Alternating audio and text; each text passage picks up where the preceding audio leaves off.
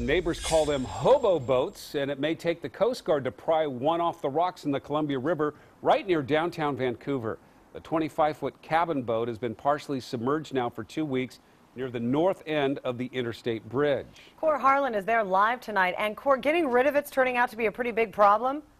Yeah, big in terms of work effort, also big in terms of expense. A Clark County Marine deputy says today that transient boats are becoming more and more common on area waterways, but it turns out there is a much bigger cost when it comes to getting boats like the one you're looking at right here, getting them off the rocks.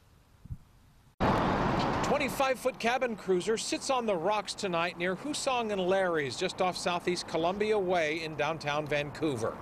Trace amounts of gas surround the boat, and the contents of the struggling couple who lived on it are still inside. These rivers are my heart and soul.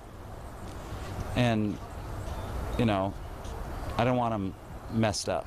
Daniel Bailey went in the water Monday afternoon to try and help a boater pull the stranded cabin cruiser off the rocks.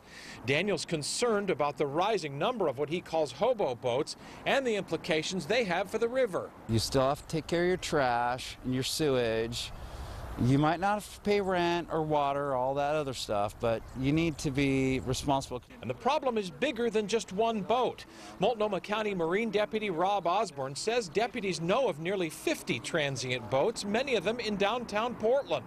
Using public docks as personal living space, there have also been complaints from houseboat owners near the Selwood Bridge about transient boats dumping sewage into the water near their homes. Right now we're trying to enforce the time limits on docks, make sure everyone's following the rules, make sure they have the proper registration, safety equipment, lighting, so it's not a hazard on the river. They do move boaters along, but Deputy Osborne says the sheriff's office does not have the authority to remove decrepit boats from the water. Removing the stranded boat from here on the banks of the Columbia River will be a several $1,000 undertaking that you, the taxpayer, are likely to pay for. Now, this boat has been sitting here on the rocks for the last 2 weeks or so. We're told tonight that the Coast Guard and the Clark County Sheriff's Marine Division may get involved in terms of removing this within the next several weeks here. But again, Jeff and Kelly, that is going to be a several $1,000 project. And the more of these boats that go kaput on the shorelines here, the more expensive this problem becomes. Live here in Vancouver, Kohr Harlan, KOIN 6 News. Jeff and Kelly.